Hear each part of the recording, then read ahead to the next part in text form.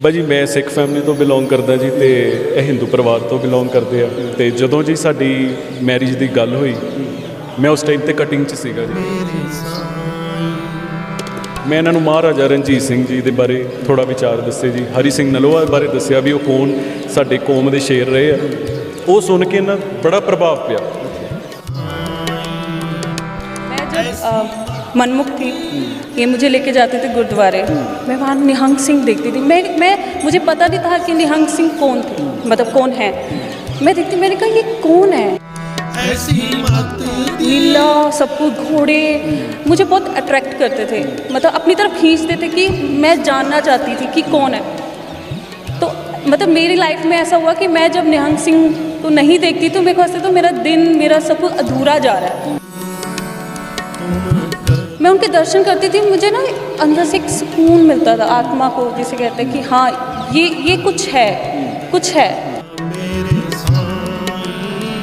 जब मैंने पढ़ा समझा कि गुरु कहना क्या चाह रहे हैं, हमें समझाना क्या चाह रहे हैं, वो सिर्फ हमें अकाल पुरख जी के साथ जोड़ते हैं। वो कहते हैं कि ध्यान करो, नाम जपो। जब आप नाम जपोगे तो आपको खुशी का आपको महा आनंद मिलता है। ਚੰਡੀਗੜ੍ਹ ਮੋਹਾਲੀ ਬਾਰਡਰ ਦੇ ਉੱਤੇ ਰਿਹਾਈ ਮੋਰਚਾ ਲੱਗਿਆ ਹੋਇਆ, ਜਿਸ ਨੂੰ ਲੈ ਕੇ ਲਗਾਤਾਰ ਸਿੱਖ ਸੰਗਤਾਂ ਪਹੁੰਚ ਰਹੀਆਂ ਨੇ। ਅਲੱਗ-ਅਲੱਗ ਇੱਦਾਂ ਦੇ ਚਿਹਰੇ ਪਹੁੰਚ ਰਹੇ ਨੇ ਜਿਨ੍ਹਾਂ ਨੂੰ ਦੇਖ ਕੇ ਮਨ ਬੜਾ ਖੁਸ਼ ਹੁੰਦਾ ਹੈ। ਲਗਾਤਾਰ ਨੌਜਵਾਨ ਫੋਟੋ ਵੀ ਉਹਨਾਂ ਚਿਹਰਿਆਂ ਦੇ ਨਾਲ ਕਰਵਾਉਂਦੇ ਨੇ ਤੇ ਇੱਕ ਨੌਜਵਾਨ ਤੇ ਇੱਕ ਬੀਬੀ ਤੁਹਾਨੂੰ ਦਿਖਾਉਣ ਲੱਗੇ ਆ, ਜਿਹੜੇ ਪਤੀ ਪਤਨੀ ਨੇ ਦੋਨੋਂ ਕਿਵੇਂ ਸਿੱਖੀ ਸਰੂਪ ਦੇ ਵਿੱਚ ਤੁਸੀਂ ਦੇਖੋ ਕਿ ਕਿੰਨੇ ਸੋਹਣੇ ਲੱਗਦੇ ਨੇ, ਜੱਚਦੇ ਨੇ। ਜਦੋਂ ਗੁਰੂ ਮਹਾਰਾਜ ਨੇ ਬਾਣਾ ਬਖਸ਼ਿਆ ਤਾਂ ਇਹ ਚਿਹਰੇ ਸੀ, ਤੁਸੀਂ ਦੇਖੋ ਕਿ ਇਸ ਤਰੀਕੇ ਦੇ ਨਾਲ ਹੀ ਜਿਹੜਾ ਅਸਲੀ ਗੁਰਸਿੱਖ ਬਾਣਾ ਇਹ ਹੋਣਾ ਚਾਹੀਦਾ। ਤਾਂ ਭਾਈ ਸਾਹਿਬ ਸਾਡੇ ਨਾਲ ਨੇ। ਸਭ ਤੋਂ ਪਹਿਲਾਂ ਆਪਾਂ ਇਹ ਵੀ ਗੱਲ ਸ਼ੁਰੂ ਤੁਹਾਨੂੰ ਦੱਸ ਦਿੰਦੇ ਹਾਂ ਕਿ ਬੀਬੀ ਜੀ ਹਿੰਦੂ ਧਰਮ ਤੋਂ ਸੀ, ਕਿਵੇਂ ਸਿੱਖ ਧਰਮ ਦੇ ਵਿੱਚ ਤਬਦੀਲ ਹੋਏ ਨੇ, ਕਿਵੇਂ ਇਹਨਾਂ ਨੇ ਗੁਰਬਾਣੀ ਦੇ ਨਾਲ ਜੁੜ ਕੇ ਆਪਣਾ ਬਾਣਾ ਪਾਇਆ। ਤਾਂ ਭਾਈ ਸਾਹਿਬ ਕਿਵੇਂ ਦੇਖਦੇ ਹੋ ਕਿ ਜਿਹੜਾ ਇਹ ਤੁਹਾਡੀ ਜੋੜੀ ਹੈ, ਦੋਨੋਂ ਬੜੇ ਸੋਹਣੇ ਲੱਗ ਰਹੇ ਹੈ, ਨੌਜਵਾਨ ਹੀ ਬੜੀਆਂ ਅਸੀਂ ਫੋਟੋਆਂ ਦੇਖੇ ਤੁਰਾਉਂਦੇ ਹੋਏ। ਤਾਂ ਕਿਵੇਂ ਜੀਵਨ ਦੀ ਜਿਹੜੀ ਇਹ ਸ਼ੁਰੂ ਕਿਵੇਂ ਹੋਈ? ਪਹਿਲਾਂ ਤਾਂ ਸੰਗਤਾਂ ਨੂੰ ਜੀ ਵਾਹਿਗੁਰੂ ਜੀ ਕਾ ਖਾਲਸਾ ਵਾਹਿਗੁਰੂ ਜੀ ਕੀ ਫਤਿਹ ਜੀ। ਬਾਬਾ ਜੀ ਮੈਂ ਸਿੱਖ ਫੈਮਿਲੀ ਤੋਂ ਬਿਲੋਂਗ ਕਰਦਾ ਜੀ ਤੇ ਇਹ ਹਿੰਦੂ ਪਰਿਵਾਰ ਤੋਂ ਬਿਲੋਂਗ ਕਰਦੇ ਆ ਤੇ ਜਦੋਂ ਜੀ ਸਾਡੀ ਮੈਰਿਜ ਦੀ ਗੱਲ ਹੋਈ ਮੈਂ ਉਸ ਟਾਈਮ ਤੇ ਕਟਿੰਗ 'ਚ ਸੀਗਾ ਜੀ, ਮਨਮੁਖ ਸੀਗਾ ਜੀ ਇੱਕ। ਤੇ ਵਿਆਹ ਤੋਂ ਬਾਅਦ ਜੀ ਆਪਾਂ ਜਿਵੇਂ ਇਕੱਠੇ ਬੈਠ ਕੇ ਕਈ ਵਾਰੀ ਕਈ ਮੁੱਦਿਆਂ ਤੇ ਗੱਲਾਂ ਕਰਦੇ ਸੀ। ਕਿਸਾਨਾਂ ਦਾ ਮੋਰਚਾ ਵੀ ਆਇਆ ਸੀ ਜਾਂ ਕਈ ਮੁੱਦੇ ਆਏ ਸੀ ਤੇ ਮੈਂ ਇਹਨਾਂ ਨੂੰ ਸਮਝਾਉਂਦਾ ਸੀ। ਇਹਨਾਂ ਨੂੰ ਅਸਲ 'ਚ ਉਦੋਂ ਪੰਜਾਬੀ ਬੋਲਣੀ ਸਮਝਣੀ ਵੀ ਔਖੀ ਲੱਗਦੀ ਸੀ, ਥੋੜ੍ਹੀ ਬਹੁਤ ਹਿੰਦੀ ਬੋਲਦੇ ਸੀ, ਉੱਥੇ ਆਦਤ ਸੀ ਨਾ ਇਹਨਾਂ ਦੀ। ਤੇ ਇਹ ਸਮਝਣ ਦੀ ਕੋਸ਼ਿਸ਼ ਕਰਦੇ ਸੀ ਵੀ ਸਿੱਖ ਇਤਿਹਾਸ ਬਾਰੇ ਮੈਂ ਕਿਤੇ ਕਿਤੇ ਸੁਣਦੀ ਆਈ ਹਾਂ ਵੀ ਉਹਦੇ 'ਚ ਬੜੀਆਂ ਡੀਪ ਥੋਟਸ ਨੇ, ਵੀ ਤੁਸੀਂ ਮੈਨੂੰ ਹੋ ਸਕਦਾ ਤਾਂ ਸਮਝਾਓ। ਮੈਂ ਇਹਨਾਂ ਨੂੰ ਮਹਾਰਾਜਾ ਰਣਜੀਤ ਸਿੰਘ ਜੀ ਦੇ ਬਾਰੇ ਥੋੜ੍ਹਾ ਵਿਚਾਰ ਦੱਸੇ ਜੀ, ਹਰੀ ਸਿੰਘ ਨਲੋਆ ਬਾਰੇ ਦੱਸਿਆ ਵੀ ਉਹ ਕੌਣ ਸਾਡੇ ਕੌਮ ਦੇ ਸ਼ੇਰ ਰਹੇ ਆ। ਉਹ ਸੁਣ ਕੇ ਇਹਨਾਂ ਬੜਾ ਪ੍ਰਭਾਵ ਪਿਆ ਤੇ ਫਿਰ ਇਹ ਆਪਣੇ ਆਪ ਹੀ ਉਸ ਰਸਤੇ ਤੇ ਚੱਲਦੇ ਗਏ, ਆਪਣੇ ਆਪ ਸਿੱਖ ਇਤਿਹਾਸ ਬਾਰੇ ਪੜ੍ਹਨ ਦੀ ਕੋਸ਼ਿਸ਼ ਕਰਦੇ ਸੀ। ਐਂਡ ਆਫ ਦਾ ਡੇ ਜੀ ਇਹਨਾਂ ਨੇ ਮੇਰੇ ਅੱਗੇ ਗੱਲ ਰੱਖੀ ਵੀ ਗੁਰੂ ਗ੍ਰੰਥ ਸਾਹਿਬ ਜੀ ਮੈਨੂੰ ਪੜ੍ਹਨੇ ਸਮਝ ਨਹੀਂ ਆਉਂਦੇ, ਅੰਗ ਮੈਂ ਕੋਈ ਪੜ੍ਹਦੀਆਂ ਮੇਰੀ ਸਮਝ ਵਿੱਚ ਨਹੀਂ ਆਉਂਦਾ, ਵੀ ਤੁਸੀਂ ਨਾਲ ਬੈਠੋ ਵੀ ਆਪਾਂ ਗੁਰੂ ਗ੍ਰੰਥ ਸਾਹਿਬ ਜੀ ਵਿਚਾਰਨੇ ਆ। ਮੈਨੂੰ ਵੀ ਇੰਨੀ ਕੋਈ ਸਮਝ ਨਹੀਂ ਸੀ, ਆਪਾਂ ਸਾਥ ਲਿਆ ਜੀ ਬਾਬਾ ਜੀ ਦਾ। ਤੇ ਜਿੱਦਾਂ ਜੀ ਅੱਗੇ ਰਸਤੇ 'ਚ ਪੈਂਦੇ ਗਏ ਤੇ ਸੱਚੀ ਗੱਲ ਦੱਸਾਂ ਜੀ, ਮੈਂ ਤਾਂ ਸਿੱਖ ਫੈਮਿਲੀ ਤੋਂ ਬਿਲੋਂਗ ਕਰਦਾ ਤੇ ਮੈਂ ਗਲਤ ਪਾਸਿਆਂ 'ਚ ਹੀ ਜਾ ਰਿਹਾ ਸੀਗਾ। ਇਹ ਮੇਰੀ ਲਾਈਫ 'ਚ ਆਏ ਤੇ ਮੋੜ ਆਇਆ ਜੀ। ਇਹਨਾਂ ਨੇ ਪਹਿਲਾਂ ਗੁਰੂ ਸਾਹਿਬ ਦੇ ਲੜ ਲੱਗ ਗਏ, ਅੰਮ੍ਰਿਤ ਆਪਾਂ ਇਕੱਠੀ ਛਕਿਆ ਜੀ। ਤੁਸੀਂ ਗੁਰਸਿੱਖ ਪਰਿਵਾਰ ਤੋਂ, ਇਹ ਬੀਬੀ ਜੀ ਹਿੰਦੂ ਪਰਿਵਾਰ ਦੇ, ਪਰ ਲੜ ਪਹਿਲਾਂ ਇਹ ਲੱਗੇ ਜੀ। ਤੇ ਇਹਨਾਂ ਨੂੰ ਇੰਨਾ ਮਤਲਬ ਸਿੱਖ ਇਤਿਹਾਸ ਪੜ੍ਹ ਕੇ ਜਨੂਨ ਜਾਗਿਆ ਵੀ ਇਹ ਹਰ ਪਾਸੇ ਜਿੱਥੇ ਵੀ ਜਾਂਦੇ ਸੀਗੇ, ਹਰ ਗੁਰੂ ਘਰ ਜਾਣਾ, ਜਿਹੜੇ ਵੀ ਇਤਿਹਾਸਿਕ ਗੁਰਦੁਆਰਾ ਸਾਹਿਬ ਨੇ ਉੱਥੇ ਜਾਣਾ, ਦਰਸ਼ਨ ਕਰਨੇ, ਸੁਣਨਾ, ਪੜ੍ਹਨਾ ਵੀ ਕੀ ਇਤਿਹਾਸ ਹੈ। ਤੇ ਮੈਨੂੰ ਇਹਨਾਂ ਦੇ ਨਾਲ ਰਹਿ ਕੇ ਓਬਵੀਅਸਲੀ ਅਸਰ ਪੈਣ ਲੱਗ ਗਿਆ। ਫਿਰ ਆਪਾਂ ਹਜੂਰ ਸਾਹਿਬ ਗਏ ਲੋਕਡਾਊਨ ਦੇ ਵਿੱਚ ਤੇ ਉਦੋਂ ਮੈਂ ਕਟਿੰਗ 'ਚ ਹੀ ਸੀਗਾ ਜੀ। ਤੇ ਉੱਥੇ ਜਾ ਕੇ ਆਪਾਂ ਦਰਸ਼ਨ ਕੀਤੇ ਤੇ ਸਵੇਰੇ ਆਪਾਂ ਅੰਮ੍ਰਿਤ ਵੇਲੇ ਬੈਠ ਕੇ ਉੱਥੇ ਬਾਣੀ ਪੜ੍ਹਦੇ ਸੀ ਤੇ ਸੰਤਾਂ ਦੀਆਂ ਨਜ਼ਰਾਂ 'ਚ ਆਉਣ ਲੱਗੇ ਵੀ ਬੱਚੇ ਆਏ ਆ, ਵੀ ਚਲੋ ਇਹਨਾਂ ਨੂੰ ਪੁੱਛੀਏ ਵੀ ਕਿੱਥੋਂ ਆਏ ਆ ਨਾ ਜਿਵੇਂ।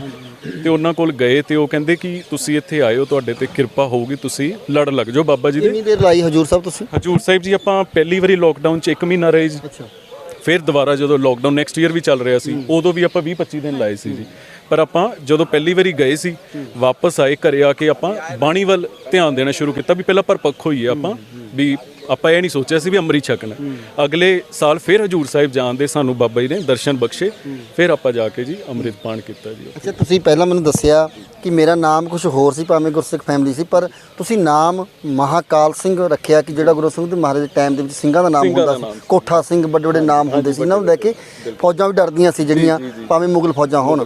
ਇਹ ਨਾਮ ਕਿਵੇਂ ਬਦਲਿਆ ਜੀ ਫਿਰ? ਮੇਰਾ ਜੀ ਵੈਸੇ ਜਿਹੜਾ ਨਾਮ ਛੋਟੇ ਹੁੰਦੇ ਤੋਂ ਭਵਪ੍ਰੀਤ ਸਿੰਘ ਹੈ, ਤੇ ਜਦੋਂ ਆਪਾਂ ਅੰਮ੍ਰਿਤ ਛਕਦੇ ਹਾਂ ਜੀ ਹਜੂਰ ਸਾਹਿਬ ਤੋਂ, ਉੱਥੇ ਬਾਬਾ ਜੀ ਨਾਮ ਬਖਸ਼ਦੇ ਆ, ਜਿਹੜੇ ਉੱਥੇ ਅੰਮ੍ਰਿਤ ਪਾਨ ਕਰਦੇ ਬਿਨਾਂ ਦੇਖੇ ਬਖਸ਼ਦੇ ਆ। ਉਹ ਜਦੋਂ ਮੈਨੂੰ ਉਹਨਾਂ ਨੇ ਥਾਪੀ ਦੇ ਕੇ ਕਿਹਾ ਮਹਾਕਾਲ ਸਿੰਘ, ਤੇ ਮੈਂ ਉਹ ਨਾਮ ਨੂੰ ਆਪਣੇ ਦਿਲ 'ਚ ਬੜੀ ਦੇਰ ਦਾ ਵਸਾਈ ਬੈਠਾ ਸੀ, ਮੈਨੂੰ ਬਹੁਤ ਸੋਹਣਾ ਲੱਗਦਾ ਸੀ, ਕੁਦਰਤੀ ਮੈਨੂੰ ਉਹੀ ਨਾਮ ਮਿਲ ਗਿਆ ਜੀ। ਹਾਂਜੀ, ਤੁਹਾਡੇ ਦਿਲ 'ਚ ਸੀ ਪਹਿਲਾਂ ਹੀ ਕਿ ਇਹ ਨਾਮ ਸੀ? ਹਾਂਜੀ ਹਾਂਜੀ, ਮੈਂ ਨਾਮ ਹਜੂਰ ਸਾਹਿਬ ਤੋਂ ਕਿਰਪਾ ਹਜੂਰ ਸਾਹਿਬ ਤੋਂ ਕਿਰਪਾ ਹੋ ਕੇ ਮੈਨੂੰ ਮਿਲਿਆ ਜੀ। ਤੇ ਮੈਂ ਬਾਹਰ ਤਾਂ ਚਲੋ ਰੋਂਦਾ ਹੀ ਆਇਆ ਸੀ, ਅੱਖਾਂ 'ਚ ਆਂਸੂ ਲੈ ਕੇ, ਵੀ ਬਾਬਾ ਜੀ ਨੇ ਬੜੀ ਕਿਰਪਾ ਕੀਤੀ ਹੈ, ਕਦੀ ਸੋਚਿਆ ਨਹੀਂ ਸੀ ਜੀ।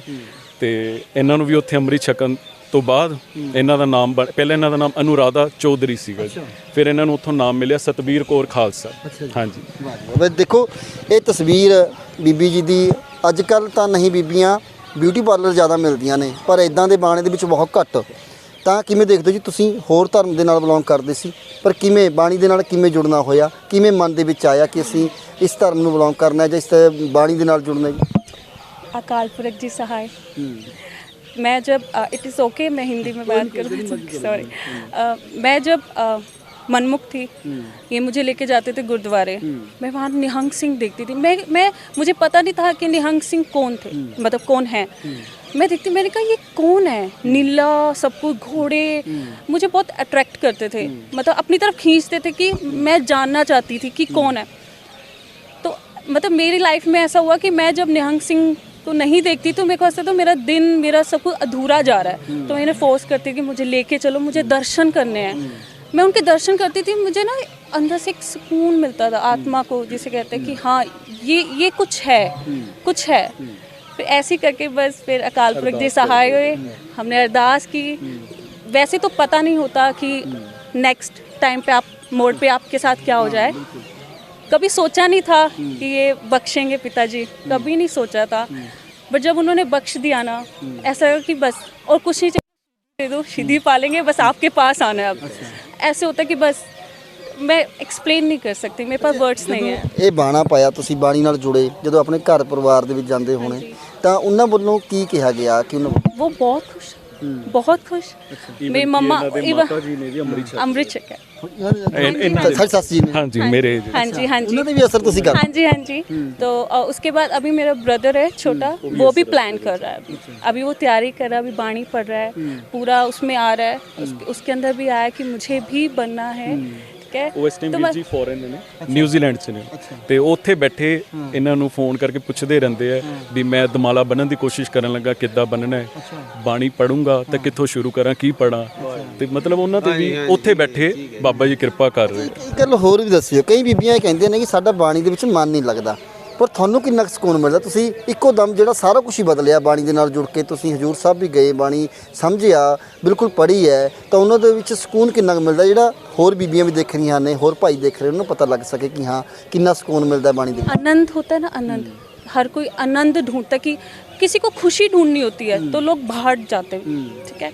जब पिताजी ने, गुरु पिताजी ने जब मेरे सामने पूरे गुरु रख दिए, गुरु ग्रंथ साहिब जी महाराज जी, जब मैंने पढ़ा, समझा कि गुरु कहना क्या चाह रहे हैं, हमें समझाना क्या चाह रहे हैं, वो सिर्फ हमें अकाल पुरख जी के साथ जोड़ते हैं। वो कहते हैं कि ध्यान करो, नाम जपो। जब आप नाम जपोगे तो आपको खुशी के, आपको महा आनंद मिलता है। जब वो महा आनंद मिलता है ना, आपको मतलब आपको किसी और चीज़ की नीड नहीं पड़ती। ਤੁਸੀਂ ਬੋਲ ਕੇ ਨਹੀਂ ਮਤਲਬ ਕਿ ਦੱਸ ਸਕਦੇ ਇੰਨਾ ਸਕੂਨ ਮਿਲਦਾ। Seriously, कहते हैं गुरु ग्रंथ साहिब महाराज जी पे कहते हैं कि जब अकाल पुरख जी की बात की जाए ना, आपके पास लफ्ज़ नहीं होते। आप ना उनको लिख के बता सकते हो, ना बोल के बता सकते हो। वो बयान तो मतलब उनका मैं कैसे बताऊं, मतलब उनकी कृपा हो गई। कहते हैं ना मूर्खों पे, पापियों पे बस उन्होंने ऐसी दृष्टि पाली और हमें बस। ਜਦੋਂ ਤੁਸੀਂ ਬਦਲਦੇ ਹੋ, ਬਿਲਕੁਲ ਤੁਸੀਂ ਕਹਿੰਦੇ ਕਿ ਪਹਿਲਾਂ ਮੈਂ ਦਾੜੀ ਕਟਿੰਗ ਕੀਤੀ ਹੋਈ ਸੀ, ਪਲੀਤ ਸੀ, ਬਿਲਕੁਲ ਹੈ ਨਾ, ਗੁਰਸਿੱਖੀ ਬਣਦੀ, ਇਹਨਾਂ ਤੇ ਪਹਿਲਾਂ ਕਿਰਪਾ ਹੋਈ ਹੈ, ਫਿਰ ਤੁਹਾਡੇ ਤੇ ਹੋਈ ਹੈ। ਪਰਿਵਾਰ ਦੇ ਵਿੱਚ ਫਿਰ ਕੀ ਕਹਿਣਾ ਸੀ ਕਿ ਜਿਵੇਂ ਬੀਬੀ ਜੀ ਆਏ ਨੇ, ਉਸ ਤੋਂ ਬਾਅਦ ਜਾ ਕੇ ਸਾਡਾ ਬੇਟਾ ਹੀ ਬਦਲ ਗਿਆ, ਕਿੰਨੀ ਖੁਸ਼ੀ ਹੋਈ ਪਰਿਵਾਰ ਨੂੰ? ਪਹਿਲੀ ਗੱਲ ਤਾਂ ਜੀ ਉਹ ਮੈਨੂੰ ਲੈ ਕੇ ਤਾਂ ਮਤਲਬ ਇਦਾਂ ਹੀ ਸੀਗਾ ਵੀ ਸ਼ਾਇਦ ਲਾਈਫ 'ਚ, ਕਿਉਂਕਿ ਮੇਰੇ ਪਾਪਾ ਗੁਰਸਿੱਖ ਨੇ ਤੇ ਉਹ ਮੈਨੂੰ ਹਮੇਸ਼ਾ ਸਮਝਾਉਂਦੇ ਸੀ ਕਿ ਬੇਟਾ ਚੱਲ ਤੇਰੇ ਤੋਂ ਹੋਰ ਕੋਈ ਗਲਤੀ ਹੋ ਗਈ ਕੋਈ ਗੱਲ ਨਹੀਂ, ਪਰ ਤੂੰ ਕੇਸ ਕਤਲ ਨਹੀਂ ਕਰਾਣੇ। ਪਰ ਮੈਂ ਕਹਿ ਲਓ ਉਦੋਂ ਨਹੀਂ ਸਮਝ ਪਾ ਰਿਹਾ ਸੀ ਗੱਲ ਨੂੰ ਵੀ ਉਹ ਕੀ ਕਹਿਣਾ ਚਾਹ ਰਹੇ ਮੈਨੂੰ। ਸੰਗਤੀ ਉੱਦਾਂ ਦੀ ਸੀਗੀ ਜੀ, ਸਾਰੇ ਫਰੈਂਡ ਸਰਕਲ 'ਚ ਵੀ ਉੱਦਾਂ ਹੀ ਸੀਗਾ। ਤੇ ਜਦੋਂ ਇਹ ਆਏ ਆ ਤੇ ਉਹਨਾਂ ਨੇ ਮੇਰੇ ਅੰਦਰ ਜਦੋਂ ਬਦਲਾਅ ਦੇਖਿਆ ਤਾਂ ਸਭ ਤੋਂ ਪਹਿਲਾਂ ਉਹਨਾਂ ਨੂੰ ਇਹੀ ਪਤਾ ਲੱਗਿਆ ਵੀ ਇਹਦੇ ਅੰਦਰ ਪਹਿਲਾਂ ਹੀ ਰੱਬ ਦੀ ਕਿਰਪਾ ਚੱਲ ਰਹੀ ਸੀ ਵੀ ਜਿੱਦਾਂ ਹੀ ਇਹ ਮੇਰੀ ਲਾਈਫ 'ਚ ਆਉਂਦੇ ਆ, ਕਿਉਂਕਿ ਉਹ ਇਹਨਾਂ ਤੋਂ ਨਹੀਂ ਮੇਰੇ ਤੋਂ ਉਮੀਦ ਕਰ ਰਹੇ ਸੀ ਵੀ ਇਹ ਕੇਸ ਰੱਖੂਗਾ ਤੇ ਇਹਨੂੰ ਸਮਝਾਊਗਾ, ਪਰ ਬਾਬਾ ਜੀ ਨੇ ਇਹਨਾਂ ਤੋਂ ਕਰਾਤਾ ਜੀ। ਤੁਸੀਂ ਰਿਹਾਈ ਮੋਰਚੇ ਤੇ ਪਹੁੰਚੇ ਹੋ, ਕੀ ਜ਼ਹਿਨ ਦੇ ਵਿੱਚ ਕੀ ਆਉਂਦਾ ਹੈ ਸਰਕਾਰਾਂ ਪ੍ਰਤੀ, ਬੰਦੀ ਸਿੰਘਾਂ ਪ੍ਰਤੀ, ਕੀ ਮਨ ਦੇ ਵਿੱਚ ਕੀ ਆ? ਦੇਖੋ ਜੀ, ਸਿੱਖ ਇਤਿਹਾਸ ਨੂੰ ਲੈ ਕੇ ਅਗਰ ਆਪਾਂ ਗੱਲ ਕਰੀਏ ਤੇ ਬਾਕੀ ਕੌਮਾਂ ਲਈ, ਬਾਕੀ ਲੋਕਾਂ ਲਈ ਜਿਹੜੇ ਲੜ ਸਕਦੇ, ਅੱਜ ਉਹਨਾਂ ਨੂੰ ਆਪਣੀ ਲੜਾਈ ਹੀ ਲੜਨੀ ਪੈ ਰਹੀ। ਕੋਈ ਬਹੁਤਾ ਸਾਥ ਮੈਨੂੰ ਨਹੀਂ ਨਜ਼ਰ ਆ ਰਿਹਾ। ਦੇਖੋ ਹੋ ਸਕਦਾ ਮੈਂ ਗਲਤ ਹੋਵਾਂ ਕਿ ਜਿੰਨੀ ਆਪਾਂ ਲਾਸਟ ਟਾਈਮ ਆਏ ਸੀ 5 ਤਰੀਕ ਨੂੰ, ਹੈ ਨਾ, ਦਰਸ਼ਨ ਕਰਨ ਆਏ ਸੀ, ਤੇ ਉਦੋਂ ਵੀ ਆ ਕੇ ਇੰਜ ਹੋਇਆ ਸੀਗਾ ਵੀ ਮੋਰਚੇ ਦੇ ਵਿੱਚ ਉਹਨਾਂ ਮਤਲਬ ਕਿ ਸੰਗਤ ਦਾ ਜਿਹੜਾ ਰੋਹ ਹੋਣਾ ਚਾਹੀਦਾ ਜੀ ਉਹ ਨਹੀਂ ਹੋਇਆ। ਉਹ ਜ਼ਿਆਦਾਤਰ ਜਿਹੜਾ ਯੂਥ ਹੈ ਉਹ ਮੇਰੇ ਹਿਸਾਬ ਨਾਲ ਉਂਝ ਨਹੀਂ ਪਹੁੰਚ ਰਿਹਾ ਜਿੱਦਾਂ ਉਹਨਾਂ ਨੂੰ ਪਹੁੰਚਣਾ ਚਾਹੀਦਾ। ਮੈਂ ਤਾਂ ਉਹਨਾਂ ਅੱਗੇ ਬੇਨਤੀ ਕਰਦਾ ਜੀ, ਦਾਸ ਤੁਹਾਡੇ ਅੱਗੇ ਬੇਨਤੀ ਕਰਦਾ ਤੇ ਤੁਸੀਂ ਪਲੀਜ਼ ਇੱਥੇ ਆ ਕੇ ਸਾਰੇ ਹਾਜ਼ਰੀ ਲਾਓ। ਇੱਥੇ ਆਪਾਂ ਵੱਧ ਚੜ ਕੇ ਹਾਜ਼ਰੀ ਲਾਵਾਂਗੇ ਤਾਂ ਇਹ ਮੋਰਚਾ ਫਤਿਹ ਹੋਊਗਾ ਹੀ ਹੋਊਗਾ, ਫਿਰ ਤੱਕ ਕੋਈ ਇਹਨੂੰ ਰੋਕ ਨਹੀਂ ਸਕਦਾ ਜੀ। ਅੱਛਾ, ਇਤਿਹਾਸ ਬਹੁਤ ਵੱਡਾ ਸਿੱਖ ਧਰਮ ਦਾ। ਜੇ ਆਪਾਂ ਗੱਲ ਕਰੀਏ, ਕਈ ਵਾਰ ਸਪੀਚਾਂ 'ਚ, ਕਈ ਵਾਰੀ ਸਮਾਗਮ 'ਚ ਸੁਣਿਆ ਕਿ 80 ਤੋਂ 85% 95% ਤੱਕ ਜਿਹੜੀਆਂ ਕੁਰਬਾਨੀਆਂ ਸਿੱਖ ਧਰਮ ਦੀਆਂ ਨੇ, ਪਰ ਜਦੋਂ ਸਿੱਖ ਧਰਮ ਦਾ ਇਦਾਂ ਦੇ ਮੋਰਚੇ ਲੱਗਦੇ ਨੇ ਉੱਥੇ ਗਿਣਤੀ ਬਹੁਤ ਘੱਟ ਦੇਖਣ ਨੂੰ ਮਿਲਦੀ ਹੈ। ਕਮੀ ਕਿੱਥੇ ਰਹਿ ਗਈ? ਇਹਦੀ ਪ੍ਰਚਾਰ ਦੀ ਕਮੀ ਰਹਿ ਗਈ ਜਾਂ ਫਿਰ ਕਿਤੇ ਨਾ ਕਿਤੇ ਨੌਜਵਾਨੀ ਸਿੱਖੀ ਵੱਲ ਨਹੀਂ ਆਉਣਾ ਚਾਹੁੰਦੇ? ਹੁਣ ਕਿੱਥੇ ਕਮੀ ਰਹਿ ਗਈ? ਜੀ ਕੁਛ ਤਾਂ ਇੱਦਾਂ ਵਾਹਿਗੁਰੂ ਜੀ ਕਿ ਧੜੇਬੰਦੀਆਂ 'ਚ ਆਪਾਂ ਵੰਡੇ ਗਏ ਆ।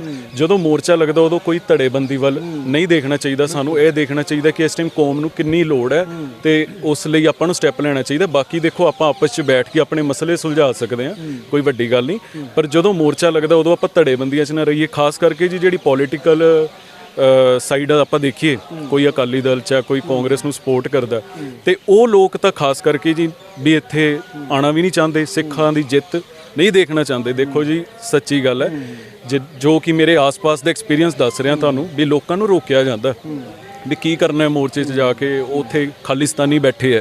ਮੈਂ ਤਾਂ ਕਹਿੰਦਾ ਹਾਂ ਮੈਂ ਖਾਲਿਸਤਾਨੀ ਹਾਂ, ਚੱਕ ਕੇ ਪੁਲਿਸ ਪਾਉਂਦੀ ਥਾਣੇ ਪਾ ਦੇਵੇ, ਕੋਈ ਚੱਕਰ ਨਹੀਂ, ਆਪਾਂ ਤਾਂ ਤਿਆਰ ਬਰ ਤਿਆਰ ਤਾਂ ਹੀ ਹੋਏ, ਐਵੇਂ ਨਹੀਂ ਹੋਏ ਫੋਟੋ ਖਿਚਾਉਣ ਲਈ ਤਾਂ ਸ਼ਸਤਰ ਫੜਿਆ ਨਹੀਂ, ਠੀਕ ਹੈ ਜੀ, ਸਿੱਧੀ ਗੱਲ। ਅਸੀਂ ਵੀ ਤਾਂ ਹੀ ਬਿਲਕੁਲ ਪਊਗੀ ਤੇ ਫਿਰ ਉਹ ਤਾਂ ਆਪਾਂ ਤਿਆਰ ਹੀ ਆ। ਅਕਾਲ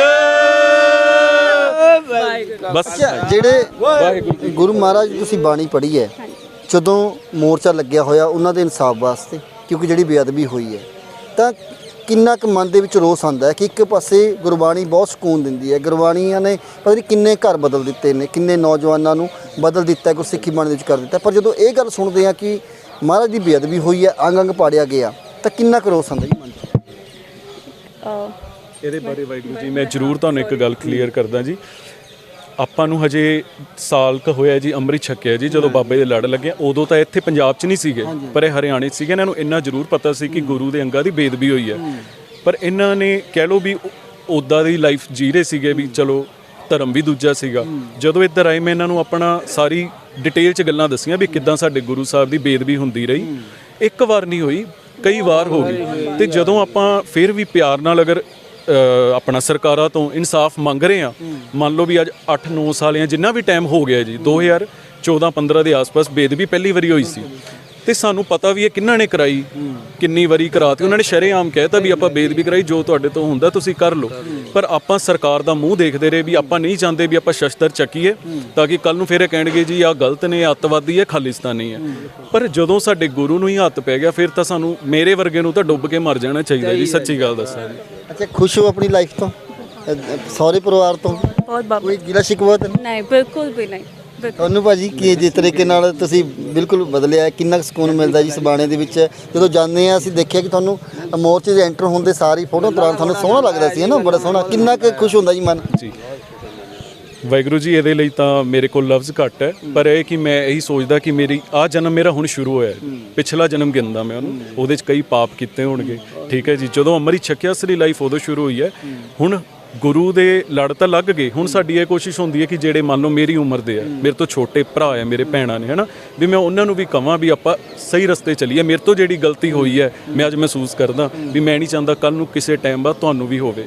ਠੀਕ ਹੈ ਜੀ, ਆਪਾਂ ਸ਼ੁਰੂ ਤੋਂ ਹੀ ਗੁਰੂ ਦੇ ਲੜ ਲੱਗੇ। ਬਿਲਕੁਲ, ਤੁਸੀਂ ਦੇਖੋ ਕਿ ਇਹ ਜੋੜੀ ਗੁਰਸਿੱਖ ਜੋੜੀ ਜਿਨ੍ਹਾਂ ਨੇ ਦੇਖੋ ਵਿਆਹ ਕਰਾਇਆ ਕਿਸੇ ਹੋਰ ਧਰਮ ਦੇ ਵਿੱਚ ਬੀਬੀ ਸੀ, ਗੁਰਬਾਣੀ ਨਾਲ ਕਿਵੇਂ ਜੁੜੀ ਹੈ, ਕਿਵੇਂ ਬਾਣਾ ਧਾਰਨ ਕੀਤਾ ਹੈ, ਕਿਉਂਕਿ ਅੱਜ ਕੱਲ੍ਹ ਤਾਂ ਨਹੀਂ, ਤੁਸੀਂ ਦੇਖੋ ਕਿ ਕਾਫੀ ਆਪਣੇ ਸਿੱਖ ਪਰਿਵਾਰਾਂ ਦੇ ਵਿੱਚ ਵੀ ਬੀਬੀਆਂ ਕਰਾਹੇ ਪਈਆਂ ਹੋਈਆਂ ਨੇ, ਬਿਊਟੀ ਪਾਰਲਰ ਦੇ ਵਿੱਚ ਜਾਣਾ ਜ਼ਿਆਦਾ ਪਸੰਦ ਕਰਦੇ ਨੇ। ਪਰ ਇਹ ਬੀਬੀ ਤੇ ਭਾਈ ਸਾਹਿਬ ਨੇ ਆਪਣਾ ਜੀਵਨ ਕਿਵੇਂ ਬਦਲਿਆ, ਕਿਵੇਂ ਗਲਤ ਜਿਹੜੀਆਂ ਆਦਤਾਂ ਸੀ ਉਹਨਾਂ ਨੂੰ ਹਟਾ ਕੇ ਇੱਕ ਨਵਾਂ ਜੀਵਨ ਸ਼ੁਰੂ ਕੀਤਾ ਹੈ ਤੇ ਰਿਹਾਈ ਮੋਰਚੇ 'ਤੇ ਪਹੁੰਚੇ ਨੇ। ਬੰਦੀ ਸਿੰਘਾਂ ਦੇ ਵਾਸਤੇ ਸਮਰਥਨ ਕਰਨ ਵਾਸਤੇ ਵੀ ਆਉਂਦੇ ਨੇ, ਜਗ੍ਹਾ ਜਗ੍ਹਾ ਦੇ ਉੱਤੇ ਨੌਜਵਾਨ ਇਹਨਾਂ ਦੇ ਨਾਲ ਫੋਟੋ ਤਰਾ ਰਹੇ ਨੇ। ਇੱਕ ਨਵਾਂ ਚਿਹਰਾ ਤੇ ਇੱਕ ਨਵੀਂ ਸਵੇਰ ਦੀ ਤਰ੍ਹਾਂ ਇਹਨਾਂ ਦੋਨਾਂ ਨੂੰ ਦੇਖਣ ਨੂੰ ਮਿਲਦਾ ਹੈ। ਤਾਂ ਦੇਖਦੇ ਕਿ ਆਉਣ ਵਾਲੇ ਦਿਨਾਂ 'ਚ ਸਰਕਾਰਾਂ ਵੀ ਕਦੋਂ ਮੰਗਾਂ ਪੂਰੀਆਂ ਕਰਦੀਆਂ ਨੇ। ਇੱਦਾਂ ਦੀਆਂ ਜਿਹੜੀਆਂ ਅਲੱਗ ਜਿਹੀਆਂ ਤਸਵੀਰਾਂ ਵੀ ਤੁਹਾਨੂੰ ਦਿਖਾਉਂਦੇ ਜਾ ਰਹੀਆਂ ਲਗਾਤਾਰ। ਤੁਸੀਂ ਵੱਧ ਤੋਂ ਵੱਧ ਸ਼ੇਅਰ ਕਰਿਆ ਕਰੋ, ਨਾਲ ਦੀ ਨਾਲ ਕਮੈਂਟ ਕਰ ਦਿਓ, ਜਿਹਦੇ ਨਾਲ ਕਿ ਇੱਦਾਂ ਦੇ ਹੋਰ ਵੀ ਜਿਹੜੇ ਚਿਹਰਿਆਂ ਨੂੰ ਦੇਖ ਕੇ ਜਿਹੜੇ ਐਪਰੀਸ਼ੀਏਟ ਹੋ ਕੇ ਲੋਕ ਗੁਰਬਾਣੀ ਵੱਲ ਜੁੜਨ, ਬਾਣੇ ਵੱਲ ਜੁੜਨ। ਤਾਂ ਦੇਖਦੇ ਆਉਣ ਵਾਲੇ ਦਿਨਾਂ 'ਚ ਕਦੋਂ ਸਰਕਾਰਾਂ ਇਹਨਾਂ ਦੀ ਮੰਗਾਂ ਮੰਨਦੀਆਂ ਨੇ। ਤੁਹਾਨੂੰ ਵਾਲਾ ਸਮੇਂ ਦੱਸੇਗਾ। ਤੁਹਾਡੇ ਕੈਮਰਾਮੈਨ ਸੁਮਿਤ ਦੇ ਨਾਲ ਫਤਿਹ ਸਿੰਘ।